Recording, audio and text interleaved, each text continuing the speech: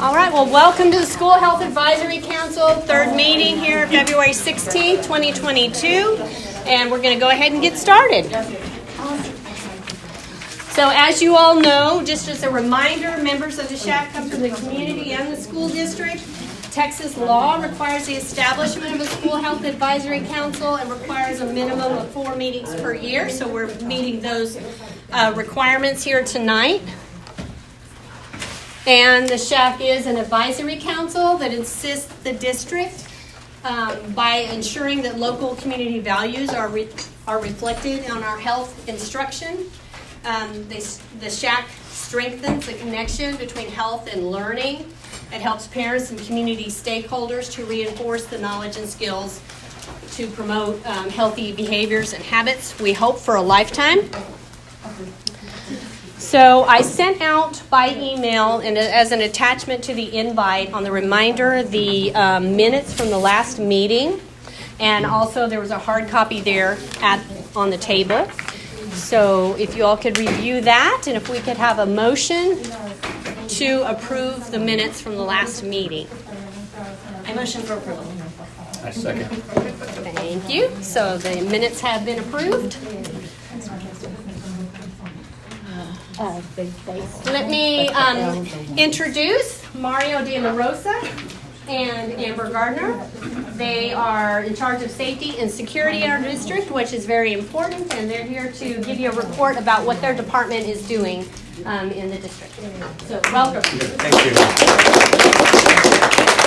Good evening to everyone. We were asked, good evening to everyone, thank you for coming. We were asked to come and present some of the things we're doing in safety and security. So my name is Mario De La Rosa. I've been here 3 years. Most recently I came from Round Rock. I was the director of safety, and that's my same position I hold here. And this is Amber Gardner.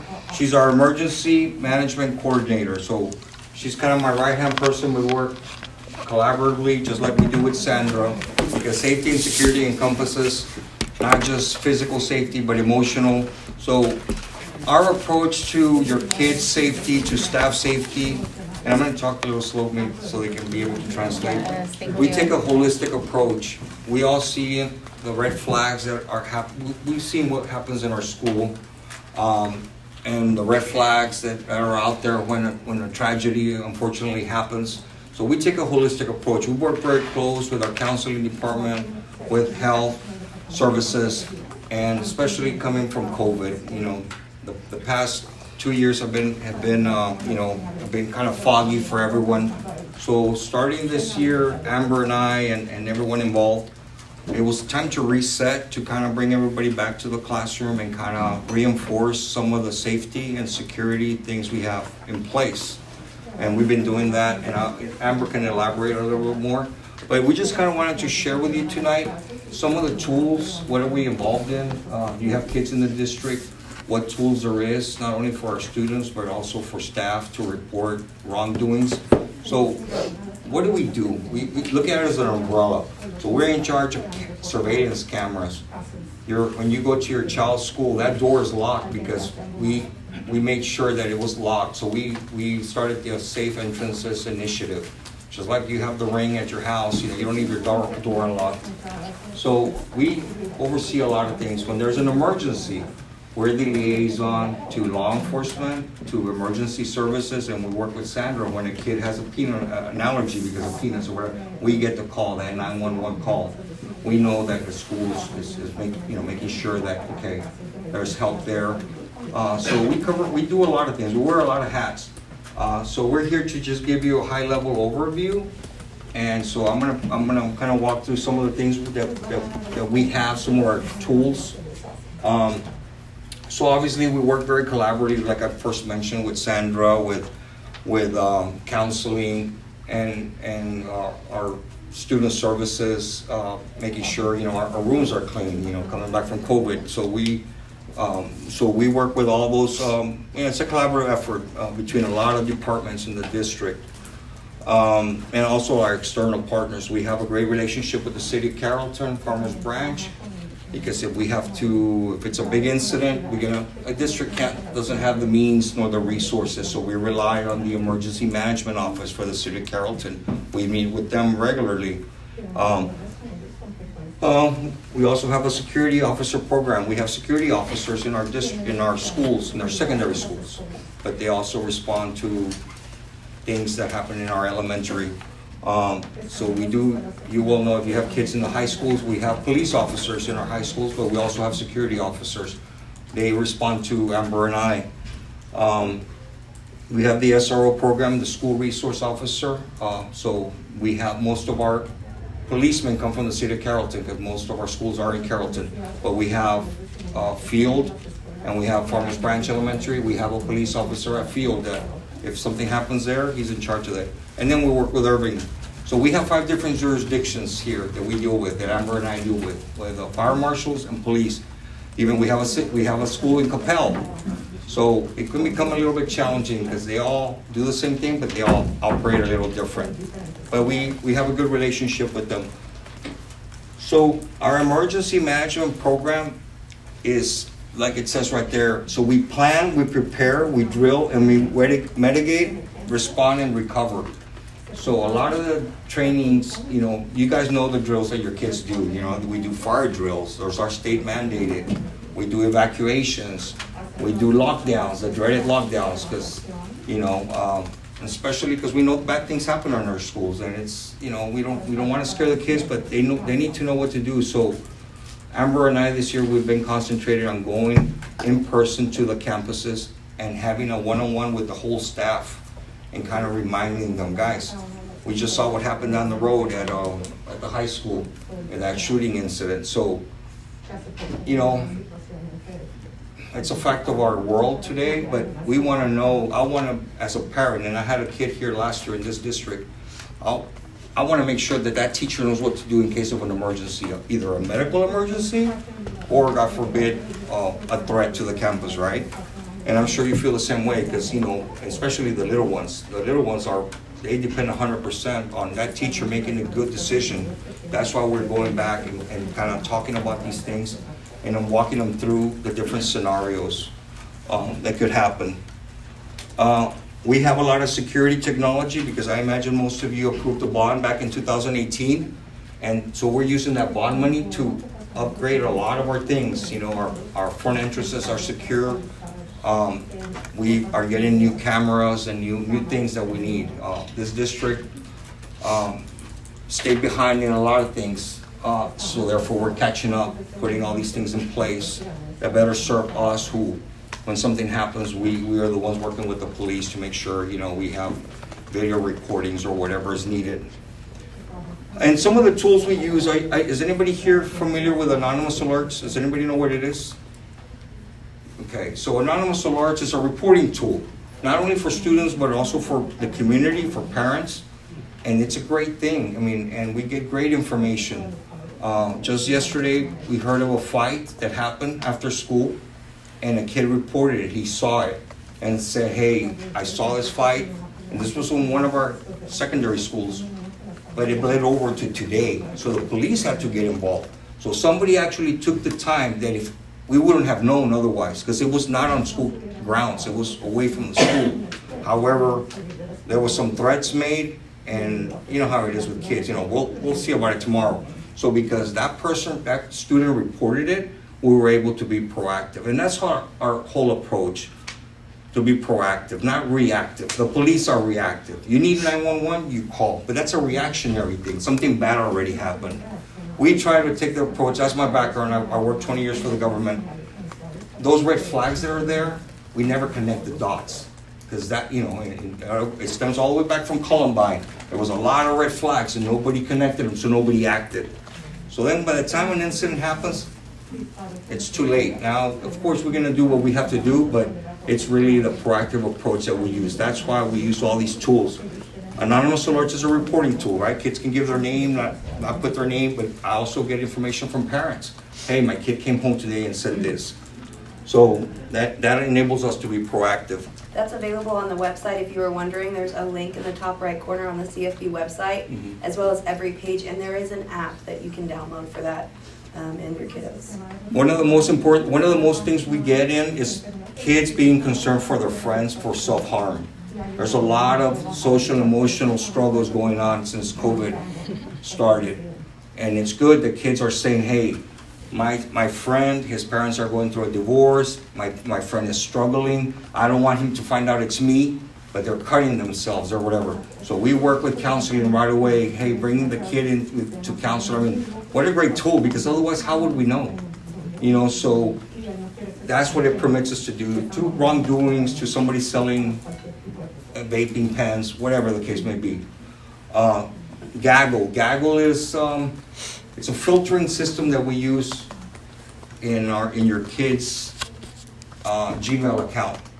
We don't read their emails. Let me first say that, okay? We respect privacy, but it filters words. So if a kid is writing certain words like suicide, bomb, kill, it picks up that word, and the person who's on the other side can determine if this is a kid writing a farewell, they're gonna harm themselves. I can tell you, since I've been here, we have at least 3 examples of kids that we intervened, or we had the police go do a welfare check because the kids were in a bad situation and they had the means to harm themselves, and because of this system we were able to intervene and get them the help that they need. So Gaggle's another example of something that we have in place. Meltwater, everything's social media nowadays. Everything is, it's even faster than the news, right? We got the Nextdoor app, we have this. Meltwater is something that your taxpayer dollars are going to, that permits us to, it's a social monitoring tool. So if a kid says, I'm gonna go shoot up such and such a school in Carrollton, Texas, that alerts me and her and certain people in the district that says, hey, wait a minute, But and it could be anything from a kid saying, hey, the game last night was a bomb. Okay, we know that it's not a threat, but it's, they use certain keywords that alert us to somebody saying, hey, why don't you look at this, right? So social media is very powerful. So we have a monitoring system. Navigate 360, that is something new, and look at it like an umbrella that we use. Amber is really in charge of that. It's all about the drills, training, emergency plans. That every school here has an emergency plan. We meet with principals often, nurses. They're part of our emergency response team. So that is basically a platform where we manage all these things that happen. And then Genetech is pretty similar, like Navigate 360. It's a web management tool that we use that houses all our access control. Who do we give access to come into our schools, to surveillance cameras, to we all the technology, all the security technology we use, it's really managed under this system. That's another tool that is new here in the district. And we're in charge of giving people authorization. If you're a teacher at Carrollton Elementary, you don't have access to La Villita out in the other side, because unless you need it. But so we give people the correct access that they need, that to safeguard our properties. And then the Raptor. You guys have visited your kids, right? When you go to a school, they ask you for your ID and they scan it. We're in charge of the Raptor system. We administrate it and we make sure that our volunteer system, I don't know if any of you volunteer, but we run a background. When you're a volunteer, and Amber's in charge of going in and checking the criminal history or of the person. There are certain things that prohibit certain people from being volunteers. We know people sometimes have something minor, but it may have to wait a little bit, but Amber is the one who approves or disapproves volunteers, and make sure that we don't want to have a person who was just convicted last year, with our kids or whatnot. To be fair, it is a tiered system. Yeah. So as long as they're not an offender of, there's children present. So as long as they haven't done anything inappropriate with children, we have a tiered system where you can still go to school events and you can still be present with your kiddo. But if you had a DWI last year, you can't chaperone a field trip and be in charge of other people's kids. You can drive a bus, That's something that we updated this year. You can drive a bus. No, because we know you people cannot have, drive a bus. we know people have the DWI. It doesn't make you a bad person. Things happen. But there are certain steps that we have to clear before that person. we don't want to say that if people, there's things that people make when they're young, mistakes.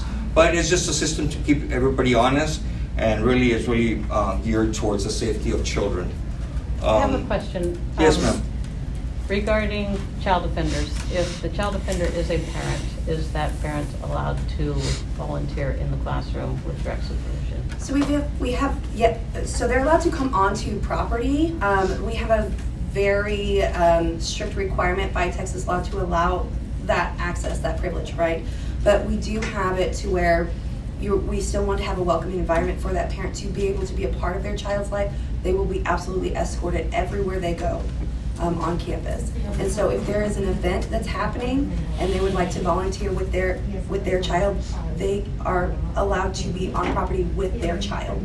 Also, always monitored. So there will always be one person from the school that is assigned to chaperone that chaperone, if that makes sense. Does that answer your question? Yes, absolutely. Basically, they have a right to be with their kid and stuff, as long as as a school, we take precautions. It might be just somebody from the front office who escorts them, and just make sure. They might be standing off to the side, but they're there, the eyes and ears. But a good question. And then policies, procedures, standards. We put a lot of things in place since I got here. Just systems that there are regulations. Some are board approved, some are not. But just everything we put in place has to have a backing of. It's got to be in paper and pencil, and that's kind of how we've operated.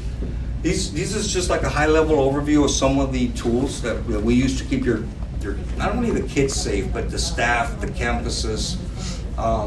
We unfortunately kind of see a lot of the backside, of things, but but it's very rewarding when we can, if a student makes a mistake or gets in trouble, that we know that opportunities are given to that student, and trust me, we have a great relationship with the police, and really we're very fortunate to have them. I mean, it's a crazy world out there, but even our policemen, we're not out there to make sure that the kids are thrown in jail or anything, but kids make mistakes. The thing is, learn from them and move on, and let's get you out of here and give you the tools so you can succeed.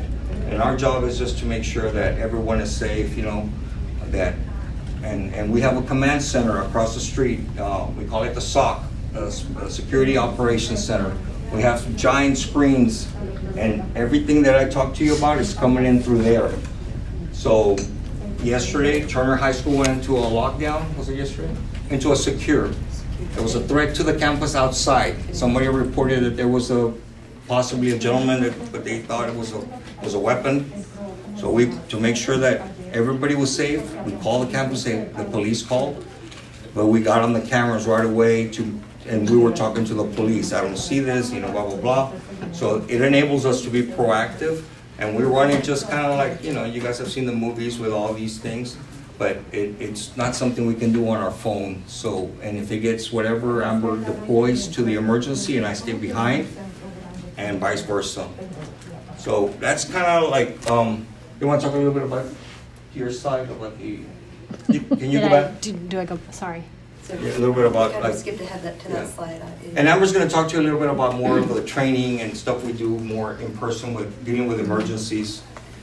So, emergency management coordinator is a very lengthy way of saying I am paid to be paranoid and know the statistics and the most possible worst outcome we could have. And so we can develop programs to try to prevent that and help our families and our communities avoid those types of outcomes as we work together. And so in the emergency operations plan, it is doing exactly that. We identify from site-specific, this building, what are our risks for natural hazards, technological hazards, and human hazards, and how can we mitigate those? And so every single campus and facility, as well as this one, which is our big district one, has an emergency operations plan. And this year, as Mario mentioned, we're really focusing on going to not only train the campuses how to respond in an emergency, but we also talk to them about their specific and unique campuses and ask them, what are your challenges? Some of our schools have classrooms that are completely covered in windows, and they have higher risks of especially natural hazards, more statistically likely a natural hazard, but there's different risks associated with that type of classroom as opposed to a cinder block wall, which most of our older elementary schools have, which is my personal preference, me anyway, but it's not as nice to look at. But so we talk about those unique challenges or concerns that teachers may have. Do they have the ability to come into the school from outside on the playground quickly? Is there a faster route? We talk about everything from those types of scenarios I mentioned that could be a hazard. And we try to get a plan together, and then every year we will go back and do that because we want to make sure we're also getting our substitutes and our new teachers, and then we give them some time to think about if they moved classrooms and how they can face those next year if they have a different challenge, or if they think about something, they can always email us too. We tell them that. Because you think of something, a crazy what if in your head about 30 minutes later, and then I want to know, personally, I want to know. I research it for hours. But that's what I'm here for. So we have security risk assessments that Mario arranged right before he brought me on board, and that is that high-level overview of those individual risks. And then I go in and I lay it with the city and the county risks to make sure that everything matches up and that our city and county partners are aware. These are the threats that we particularly face. And then we're training. That's the biggest thing, honestly. We want to make sure they can communicate. They have radios. They have a plan to communicate. How are we communicating with substitutes in an emergency? What if they speak a different language? Do we have bilingual emergency response plans and emergency response alerts over the PA announcements? We do now, right? So there's things that we have to identify sometimes that we didn't even think about, because I personally didn't have that challenge, so I didn't think of it. So working with our communities and our schools to make sure that we have the best view of what could go wrong and how they have experienced possible issues in the past and how we can make that better for them the next time around is our angle there. But we have all kinds of kits for them. Go kits, those are really nurse related, making sure that if your child has medical issues that they have backup medication that the nurse can grab and run for any type of emergency that they might have to evacuate for. To Epipens for people who didn't know that their child had an allergy until it's in the middle of a fire, because that's when another crisis is going to happen, right? Because they compound. Every time somebody breaks an ankle, usually me, I don't run well, personally.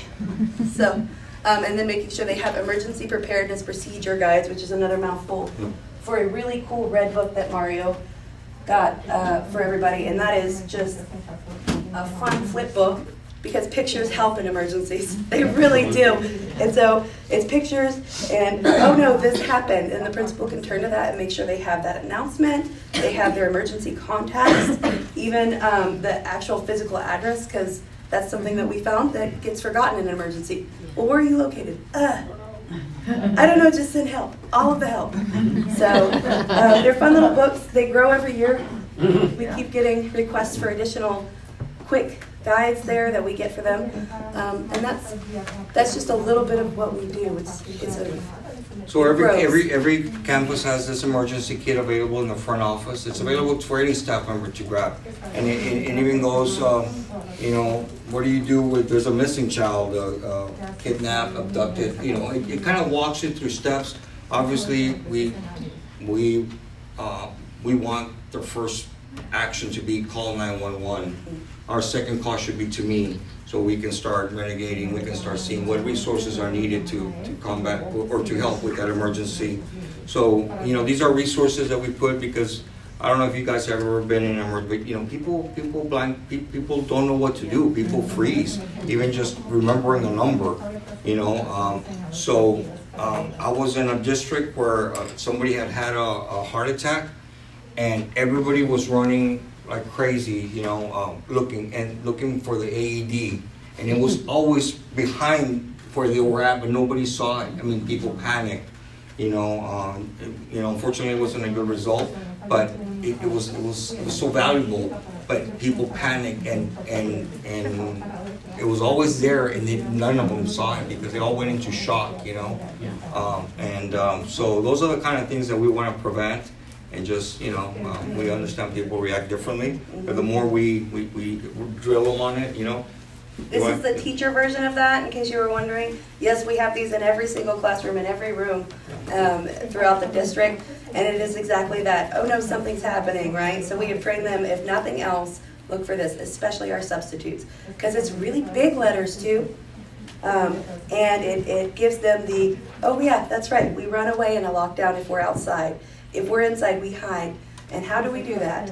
And so just making sure that we have that available for them. So if you as parents are ever in a school, make sure that this is in your kids' class, or no, I'm just kidding. We try to make sure that they have the most up-to-date ones, and almost all of them are really good about keeping that up, but sometimes they move classrooms and forget to hang it up. I'm a stickler about it. Yes, it's that one. If you go to our website, we're trying to update it. That's another resource. You can go to our website, district main website, and go to departments, and then go to safety and security. And off to your right, you have different subtitles that talk about, we even have stuff in Spanish. You know, what do, in an emergency, what are our expectations to you as parents? If a school has a lockdown, their first reaction is going to go drive to your kiddos there as the most valuable possession. But are you really doing a disservice? Because if it's an emergency, you're not going to be let into school. You may, on the contrary, you may hinder the police and emergency services. So we printed something in English and Spanish to tell the parents, like, you know, how can you help us deal with an emergency if there's ever one at your kid's school or, you know, district-wide. And so, you know, a lot of it is communication. A lot of it is, it is communication, and we know it's hard, but that's kind of what we try to make people aware of, you know. And then this is just some of the tools, again, that we're using that I went through. In a picture. And technology. So, Okay. sorry, I have a question for you. Yeah, absolutely. So, I have a friend of mine whose first grader walked out of a school, not here in Carrollton-Farmers branch, but he walked out of the school. So I'm intrigued. I know you have cameras that come into the school, but do you monitor all the doors that are on campus? Right. And will you get a notification of any sort if somebody does walk out? So, yeah, that's a good question. So we have cameras in every other campus, and we're putting more and more cameras. I would be lying to you that we cover every square inch of that campus, because campuses are huge, you know. I mean, we cover certain areas outside the perimeter. We try to have them in every corner that oversee the playgrounds, that, you know, where the kids play. Right. Some overlook streets, some don't. It just depends. It depends on the school layout. Inside, we also have them in the major hallways. You know, some in the high school, we have them going into the bathroom. Right. Obviously not inside the bathroom but you know, because things happen in the bathroom. So in the staircases, that's where, you know. So there's hot spots that every school administrator will tell us, Mario and Amber, we need a camera here. So we place them accordingly. We do place them around some of the schools around the perimeter of the campus. And that is a common thing. It happens here too. A kid runs home. You know, he's a runner. We call them the runners. You know, and there goes the assistant principal and the teacher running after him. They don't want to scare him because they don't want him crossing streets. You know, but sometimes when we go to the cameras, when we're unsure of like where was the exit? You know, and it takes sometimes a little bit of time. And sometimes we say, yeah, he left through this door, or sometimes he left through a door that there's no camera. But there's not an alert, so there's no noise that it makes if the door opens type of thing? No. Okay. No, the door prop alarms we had those I came from Austin IC before I was their emergency management coordinator, and I mean, they're so expensive. So what we tried to do to mitigate that was as soon as he and I got here, we made sure that all front office staff had at the very least all of the exterior cameras pointing at doors pulled up on a separate monitor at all times. That way, even if it's in their peripheral, they can kind of see if there's some strange activity, or a running kid, and then a running teacher, and then a running principal. Because sometimes you don't have time to grab for the radio in those instances. But the truth is, not every door is monitored. There's about 3,000 cameras in this district, 3,000, and we manage them. Right. I would be lying to you. I have these huge screens, but is somebody there watching 3,000 cameras? No, it's impossible. Cameras are a tool for a lot of times for after the fact. You know, something happened. Hey, can you go look at the camera? You know, but they are a great tool because we've known, okay, this kid left through here, and sometimes we can, sometimes we can't, because not every, you know, some of these schools have up to 60 doors or exterior. You know, some are main entrances, some are not. Some, you know, lead to other, you know, to other areas of the school, but it is a challenge, and it's not just for us, that's everybody, because, you know, some of these schools are like little cities, especially the bigger schools. And we try to put cameras as best as we can in the major areas, you know. Yes, ma'am. I have two questions. One is the district doing anything to kind of fence out some of these playgrounds? Because like my children go to La Villita, and we just moved from Florida, and Okay. what they did over there is they fenced out all the playgrounds because, you know, that's how the shootings come. They can come in through the street, they can grab a child, there's things out of from the street. I mean, they don't even have to come on campus to do these things. So is the district thinking of doing something for the playground area on the outside? Because if something happens, where are these kids gonna run to? Yeah. You know? The fencing of the schools is on a case-by-case basis. Are we fencing all our school grounds and stuff? No. You know, why there's different, you know, I get a lot of it just like when I got here 3 years ago, you know, why do we have to lock our front doors? Well, because it's safe to do so, and a lot of districts are already doing it, you know. It's on a case-by-case basis. And same thing where in Austin, I came from the Austin area too, not every campus had, you know, was surrounded. And it goes back to, I think, a lot of the community, the welcoming, you know, we don't want our schools looking like prisons, we've all heard that, right? And I think, so there's a lot of community involvement. Some schools do have fencing, some don't. I think it just kind of goes with the community surrounding the school or an incident, right? But Most of the elementary campuses do have fencing. I know La Villita, it specifically is a special circumstance because of the shared property lines. yeah, and it goes a lot to the, you know, to how, what is allowed, not allowed.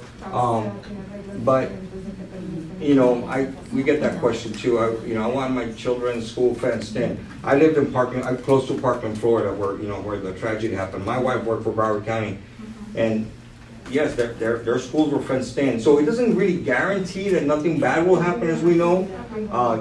You know, because schools are public, people can get in. The truth is, you know, if anybody tells you, oh no, this is going to prevent this and that, there's always somebody that can walk behind somebody who they let in and get inside. We try to make it harder, you know. But when it comes to your question, it just depends on what. There's no initiative of like fencing it unless it's really absolutely necessary. And of course, that's maybe taking sometimes the principal will talk to the PTA, and you know, it's on a case-by-case basis. That's what But you can bring it up at your campus. Because none of us want our schools to look like that, but at the end of the day, the safety, you know, the safety of the campus is, you know, primary. So, you know. Well, my other question that I had was, what are we doing with cross guards? Because I did hear one school that I belong to Farmers Branch moms, and then they said that there was like 7 children taken to the hospital. And specifically in La Villita, when you exit out, which is Arbor, people are stopping in the middle of the street and dropping off their kids and dropping off. We have a teacher right now acting like police. I called the police 3 times, never showed up. And I'm glad you brought it up, because I just spoke to the principal last week about the challenge you guys have. And she keep calling the police, and I have, because, you know, I will not drop off my children there. Yeah. But I feel that I don't just do it for my children, I do it for all the children, so. And I don't want our teachers either in the middle of the street. So, to answer your question, the district is not in charge of crossing guards. We do not hire, I used to be in charge of 150 crossing guards where I came from. I didn't like it, but that's just the way it was. But it gave me opportunity to move crossing guards where they were needed to major intersections. Here, we depend on the city. So the city, Farmers Branch, the city of Carrollton, they're the ones who train and pay for the crossing guards. So they tell you to call the city because that's where we need to put the pressure for the city to say, hey, we need a crossing guard here. Ever since COVID started, I can tell you that they're having a hard time filling positions. No, you know, think about who are our crossing guards. Sometimes grandparents, sometimes just people that volunteer that want to do something for school, or a parent. But since COVID started, I know that there's positions that are not filled.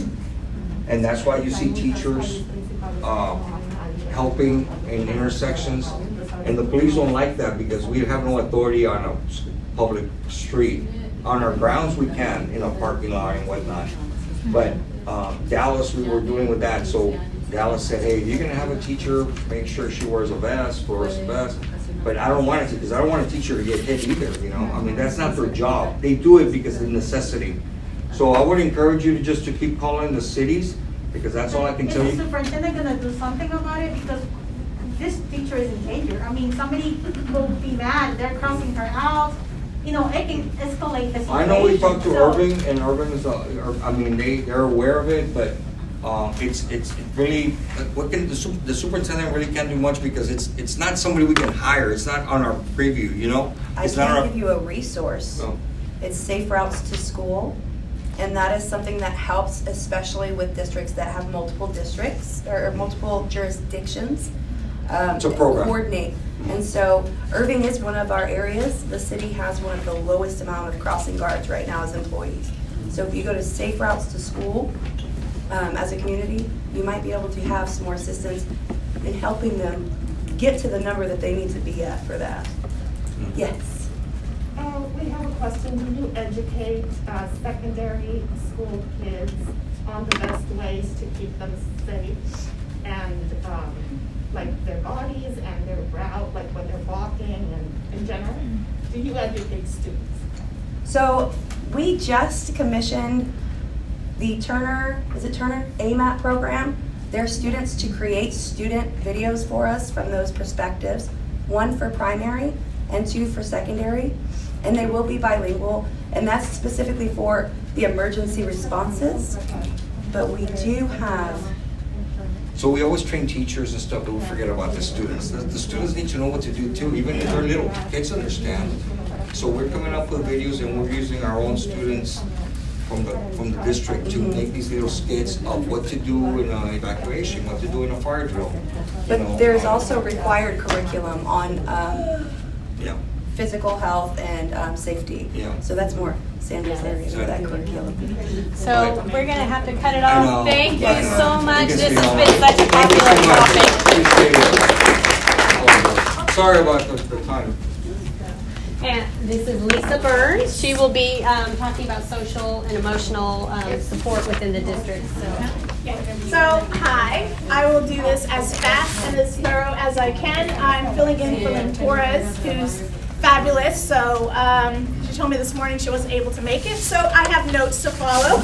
I will get through these as soon as I can. So, I'm going to go over all of the stuff that is available in our district for social and emotional health. We have seen a drastic increase in mental health. These were documented by ER visits from ages 5 to 11. It increased over 24%. Ages 12 to 17 years, it increased by 31%. U.S. adults reporting symptoms of anxiety and depression went from January to June 2019 from 11% to December 2020 to 42%, which we know affects our students as well. So, how do we identify the needs of our students? We go to the front line, which are teachers. We utilize some different systems within the classroom. One of those systems is morning meetings that allows for students to share how they're feeling. It helps them with listening skills and builds empathy. We have mindfulness activities that teachers teach throughout the day. It's things like teaching grounding techniques, like breathing, to decompress from stress. Sometimes students who have a higher need, we can do certain things like a bell that they listen to and kind of ground themselves, and then they notice when the sound is off, and that will really bring down their stress level. We have a trauma-informed perspective, where we're training teachers not to just look at the problem, but to actually go deeper, because we know that behavior is communication. So our job is to learn what they're saying, learn their language, what are they asking for by their behavior, and get to the root and teach them coping skills. We use a social emotional curriculum. So elementary, we utilize Sanford Harmony. In middle school, we use Second Step, and then in high school, we use Character Strong. And these go through the competencies of teaching self-awareness, self-management, social awareness, relationship skills, and decision-making. All right, so you already heard a little bit about Gaggle and anonymous alerts, so we can just go to the next one. So, how do we meet the needs? We have 65 counselors in this district, and so that means we have a counselor at every single elementary campus, and we have 3 middle school counselors. As for high school, we have counselors there, but the amount at each school is according to the enrollment on that campus. We have 4 district crisis counselors, so their main job is to do crisis counseling for high-risk students. Administration and staff are trained in certain mental health, and things to watch for, things to notice in students. We do imminent crisis services on all campuses, and we give referrals to the community of different outside services that we can utilize for our students and families. So we have 36 behavior specialists in the general and special education. This supports students whose behavior is interfering with academics or their social growth. We do functional behavioral assessments. So we learn, again, that language, what is the child trying to tell us that they need support in, and so we use these functional behavioral assessments to know what reinforcements, what incentives, and how we can greater support them. They get individual research-based plans. If they are at that level, their behavior is tiered, and so based on the tier they're on, it steps up the level of support that they receive. And we partner with parents through supportive coaching and training. We have 10 restorative specialists, and basically their job is to take a situation, if there was any kind of conflict, resolve the conflict, and teach the student how to restore any harm that was caused, fix anything that was broken, and just basically teaching them, okay, here's your choice, here's how we fix it, and then that wholeness in that teaches our students how to cope with things and to prevent it from happening again. We have 12 social workers. They partner with communities and schools. So they provide basic needs like housing, rent if they need that, provide mentors for students who need that, SEL groups, social and emotional groups, and assistance with community resources. All right, so this is super cool. We got this year. We have a new chemical dependency counselor that provides individual and family counseling for students who are struggling with dependency and challenges on different things. They facilitate educational groups, provide parent education regarding substance use issues, and also step in to advocate on students who have legal issues with possession or anything of that sort. All right, so Children's Telehealth. This is super cool because Children's has been working with us, and they have been working with us for several years. And they actually have this really cool where you can do tele-counselor sessions online. And they've implemented this avatar that the kids can work with, and it teaches them mindfulness and social skills and how to cope with things. And so they can sign on, create their own avatar, and work through certain games that are teaching them really cool social skills. Okay, PACE is a super cool program. It's at B. Salazar Center. It is for students who are in high school that really struggle in the large environment of a high school, and they need more one-on-one support to reach their goal of graduating high school. It teaches them how to goal set, individual tracking progress. And I've actually been over there and just talking to some of our students who they didn't have a lot of options. They had different things going on in their personal life, and this was their way to reach their goal. If you ever have the opportunity to hear their stories, it's absolutely amazing and inspiring.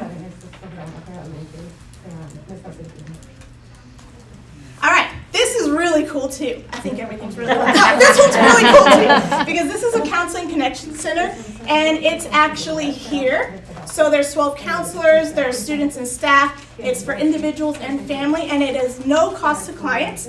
And you can get evening appointments. They do them on Tuesdays and Thursdays.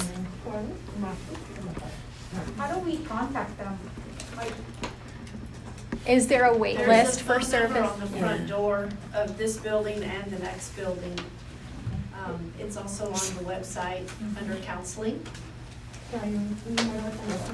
And you can also contact Lynn Torres, which I'll give you contact information at the end of this. All right, so we went through all the ways that we are supporting our students and families. So how do we support our staff? So this year we hired an employee assistant specialist, and she supports our staff, our administrators. She can do in-person and virtual appointments. She's also visited the transportation department, and she brought in pet partners, which brings dogs to campuses to help de-stress situations. And like cuddling with dogs, it's, really helps you calm down when you're having a rough day. So that's how some of the things we're doing to implement the support of our teachers, staff, principals, all of that. I'm sorry, what is that program called, or what is that person? That is our employee assistant specialist. Do we give the teachers time within their work schedule to do this? Or does it have to be outside of it? I have a friend right now that's super stressed out, a middle school teacher. I mean, a lot of pressure, right? I understand. But she doesn't feel like she can accommodate within her schedule and planning and you name it to reach out to this person to help her. So how, as a district, do we accommodate teachers for that, for them to be able to get that help? So our recommendation is that you would reach out first to your admins. If your admins usually have information for all teachers. There's counseling sessions, you can do online, you can do virtual. Sometimes the teachers can block out their planning period depending on what's going on that week. You can also get after school appointments. If none of that's working and the teacher is in crisis, I would reach out to Lynn Torres, who can she does some miraculous things. So this district is huge on avoiding burnout of teachers and retaining them. And so obviously that's a concern. As you see all of these things that have been put in place, we see a great need and just things. It was always really a stressful position as a teacher. I taught here in this district for 20 years at Landry, and then I just took this position as a positive behavior facilitator this year. So I can attest to the amount of stress that teachers face, and it gets more difficult every year. And that's why all of these things are in place. A lot of teachers don't know all of the things available. So the first contact would be an administrator, and then from there you can contact Lynn Torres, who will tell you all the things available. There's some 24/7 access lines that you can get onto, schedule an appointment at any time through there as well. So those are the two things I would suggest. Yes. Yes. Hi. Hi. My question is, one of the concerns that I've always had as a parent are the responsibilities on our school counselors that do not follow the ASCA model. The ASCA model is sort of that gold standard, right, for school counselors. We have school counselors in our district who have responsibilities that have nothing to do with school counseling. Right. 504 case management, testing responsibilities. They might be in charge of TELPAS. I mean, you name it, they're in charge of it. And in addition to the things that they went to school to actually do. Yes. Talk to us a little bit about what is the district's vision in helping our school counselors, kind of going back to being just a school counselor, especially with those numbers that you showed at the beginning where we are seeing definitely an increased need. All right, so I believe that is the reason, and so I'm kind of the pinch hitter for Lynn Torres, so she has all the answers. I can totally make some stuff up, but I don't want to give that to you. But I believe that is also the reason for so many other positions being open to support and guide. We have trauma counselors, as well as just the counselors that are within schools. We have a lot of different people advocating in the field of emotional and mindfulness. And so with those specific questions about what the district's vision and what they're doing, I don't have the answer to those, but if you give me your contact information, I will send that to Lynn. No, because that's important. No, I know Lynn. Right. I can Oh, email okay, her. yeah. And she'll I know like- Joe, and I know she has a Pam. much Yeah. better answer than I do. Sure. Thank I you do so have much. some of that information if you want, Yeah. because I work in the counseling area or under Melanie. I do know the counselors are having to keep time on what they're doing. Okay. So that they can show, look, we spend We're collecting data. 25% on Yes. this, Yeah. we spend this much on this, because they are trying To really do advocate. some To move. things. So it is being worked on. That's good. They That's are great to making- hear. Thank you. Making progress. Yeah. Yes. So I have a Dr. question. Chandy. You said that you do positive behavior. Yes. So can you explain to me how is positive behavior telling the kids when they're in the hallway talkative or they didn't sign, their agenda wasn't signed? How is it the teacher able to say you have to walk or you have to walk last when the kids are talking in the hallway? How is that positive behavior to those children? All right, so my position, it's a tiered position, so some of this is an actual classroom management system, and so that kind of thing would be taken up with the teacher in the classroom who implemented her own or the school's management plan. My position comes in when a child has, so tier 1 is just the general classroom and all of the things that have been set in place to manage the classroom. And then second tier is the teacher develops a certain plan that's individualized to that student. Counselors are brought in and there's a system in place, and that's still not enough support. So we come in when it's a tier 3, usually with a student who becomes very aggressive or is disrupting the learning of all the other students as well as themselves. And we see certain things of self-harm or harm to others, harm to staff. Then that's when my position comes in, and we build an individualized plan that is extremely structured. We do some formative assessments. We find out what the root of the behavior is. Are they doing it for attention? Is it an outcry? Is there a sensory disorder? Is there something else going on? And so my position would come in, and we would evaluate the child. We would build a relationship. We would see what works, what doesn't work. We have a lot of ways of documenting that so that anyone who comes on campus can work with that student, and that's when that student receives a lot of different resources, because our goal is always to make sure that every one of our students, regardless of background, environment, what they're coming into, we have a lot of students in this district that are homeless, and so there's a lot of other factors, and so not just, like our goal is to make sure that kid has the most amount of support that they need to be successful. And so when tier 3, when we're called in, it means everything else has already been done. So the district doesn't have anything that will train the teachers in positive behavior management with their students? We do. We actually go in and train teachers as well. So if they just want to contact us and say, hey, can you come into my class, observe, give me some ideas, we actually do that as well. So you would just contact the principal at your child's school. They would reach out to Lynn Torres and say that some teachers would like a training. We go in after school and do a training for teachers. I would like to piggyback on that. I reached out because of punitive punishment versus restorative practices. Punitive practices versus restorative, and that's exactly what you're talking about. And because my son is at Blair, and he received, first level warning, and I just felt like it April, needed to be sorry, I don't addressed. mean to just be disrespectful, but to be respectful of everyone's time, because we still have some other things to address. Okay. Let's thank Lisa for jumping in here. I And Lisa, would you mind if she taking her question? Absolutely. Well, no, I'm gonna take a second. So what they said they have in practice is they have representatives for restorative practices at the upper levels, and that they have trainings with the assistant principals / principals at the elementary levels to try to kind of disseminate that with the counselor's help is what that answer was told to me, but it's still ultimately up to each campus's principal. So it's one that you need to let the campus know that you're not comfortable with it, as well as the principal, and then maybe something might get done. It's not on our campus level at Blair.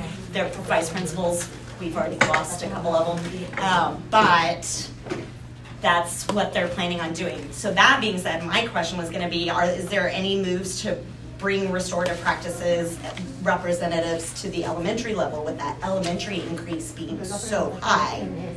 You know, because there's a need, and I'm not the only parent who's saying this. Okay. You know, so I don't know the answer to that question, right. but we It can was definitely make kind of sure that we rhetorical. put, that, up the chain of command and find you an answer. So, thank you so much to Lisa and to Mario for presenting on their departments. And so, to be respectful of everyone's time, wanted to go through the remainder of our SHAC work tonight.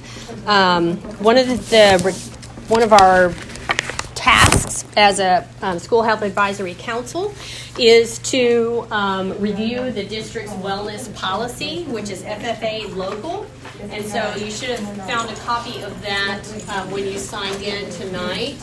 So this is kind of your homework to review this. And if you have any questions regarding it, email me, and presentation will be posted on the website, but it's leaks@cfbisd.edu.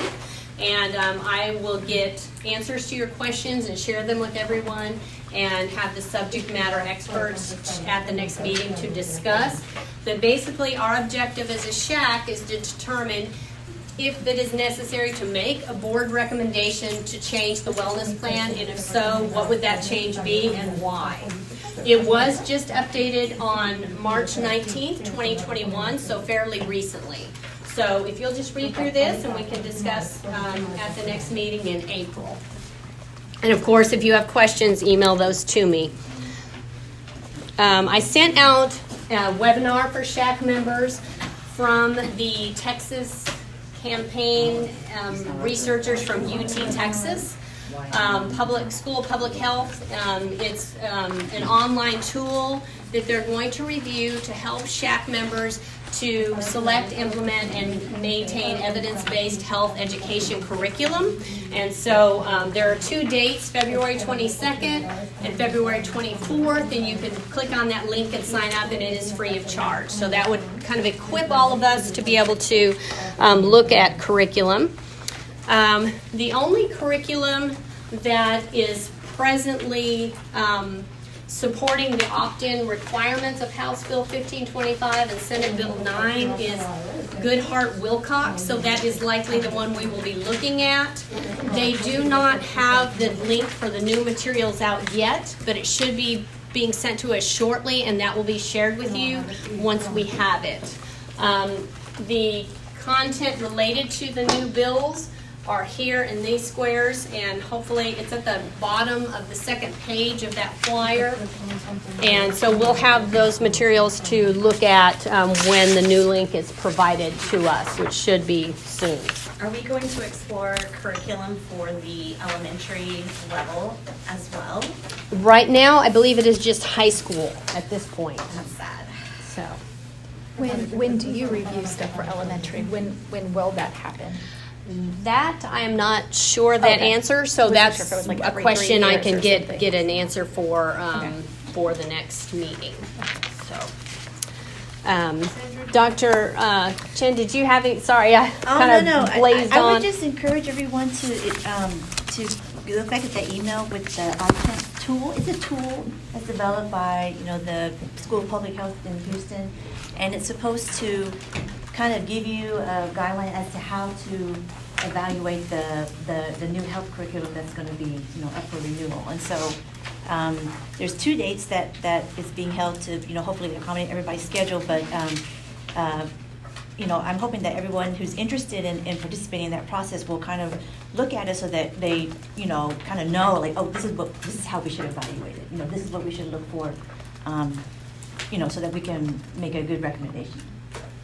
And then I did take a look at the old book, and it's like 800 pages, so it's quite big. But the new one is not out yet. But once that thing becomes available, I also encourage everyone to take a look at it too. It has the actual textbook all online, so you can see every page of every topic. And from what I looked at it, I felt like it was pretty comprehensive. It covers, making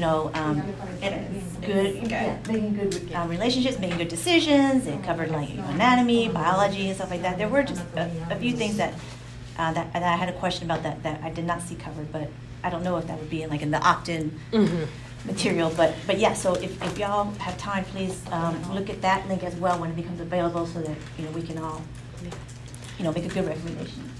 So it's my understanding that they're pulling all the opt-in topics out, and so it'll be the textbook, and then it'll be like a supplement, and the supplement will be all of the parental opt-in topics. So anything to do with sexuality or any of those topics that are addressed here in this box. It'll be pulled out That'll be pulled out and put in the supplement, and so and we're still working through the process of what that will be, and I'm going to have the people in charge of that will be here next meeting, so we can ask them questions, but a parent will have to opt in to those topics. So, it would be available to the parent to get at some point, or what do you? I guess I don't understand that. So it'll be like a parental permission slip, and then you will get the link to look at all the opt-in materials as soon as it's available. Okay. The company is, this is a new law. The company's still in the process of updating everything, and so they have not yet shared the link with us, but it should be coming soon. Sandra, on that Texas is Ready website, printed it all out. Anyway, the video or the virtual presentation I watched with them back in the fall is one of the big changes is before you had to sign a paper if you wanted your child to be taken out, otherwise they were in the class. Now it's totally changed. The parents have to opt their children in. So if a parent doesn't sign off, their child doesn't get any of this. And they gave some suggestions on how different districts were doing it. And one was just to send a paper with all the other papers at the beginning of the year and I don't know. So it's kind of sneaky, but it's like, if you don't get it signed with everything else. Well, and there's some kids that don't see their parents all week because they have opposite hours, and I tell them, I'm a health educator. I tell them, put it on your pillow. Here's a sticky note. Please sign, and that's what I do. And that's one of the controversial parts because it's like, how much harder do you want it to make? Oh my gosh, It creates another barrier. Yeah, it's another barrier. That they're getting from someone else. Yes. But it is, making parents in charge of their child's, education. Right. And it is law, so now we're gonna follow that. Yeah. Yes, ma'am. Maybe technology could set us up a portal where they could come opt in electronically. That would be. I know they're looking at how to make it convenient for parents and for the districts. So still working that out. But hopefully you'll get more information at the next meeting as to how they're thinking about how to do that. So when are they looking at implementing this? Next school? It would be next school year, yeah. So it's my understanding, I think by May, we have to go to the board with a recommendation and decisions have to be made and materials ordered and that sort of thing. Yes, ma'am. I just have a quick question. If our next meeting is in April and nobody still to date has reviewed anything, will we have enough time to make a recommendation? Or do we need to schedule like an extra meeting? We may. I was told today that they initially thought we would have the link and that they are expecting it soon. Okay. So it will be sent as soon to everyone on the committee as soon as it is.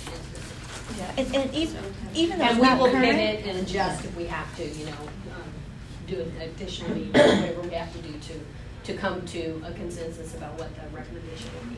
Because I know to be on the school board meeting agenda in May, you have to let them know 2 weeks prior, and that already puts us at our meeting. yeah. So it's going to be the same publisher. There's only one approved. by the Texas Education Board, so I don't imagine it's gonna be that different. So if you wanted to get an idea, you could look at the old material first. I you know. actually have the ones that they did where it's included. I have multiple of those. If you would like me to provide them, I can. Sure. I can bring them the next meeting if you would like. It's not a problem. And those They also had them at C-Summit. That's part of the benefit of going to that. It's secondary and elementary administrators that are within health and PE, and it's a conference, and they came and presented, and we were able to get samples. Oh, good. So, yeah, so I have a bunch, and they will happily send some to you too. Yeah, I'm sure, yeah, I'm sure they have, probably to people, I think the committee, within the district is probably reviewing them as well. Definitely. Yeah. Yeah, there's multiple layers that it has to go through in order to get approved. We're down towards the end because it's got to get vetted above first, so. So when we have to have two parent meetings, two open meetings where parents can come and ask questions and discuss. So would we just open a SHAC meeting? I mean, I know you post these meetings anyway. Right. And we may end up doing an additional one, so we'll work through that. And aren't we the committee doing all this? Who else in the district is? Well, for sexual health. Well, there's always the curriculum folks that are actually, so there's a group of teachers that are looking at it as well. Okay. Yes. All right, well, That's all we have for this evening. Thank you so much for being here, for your time, and for your attention, and we'll look forward to seeing you in April.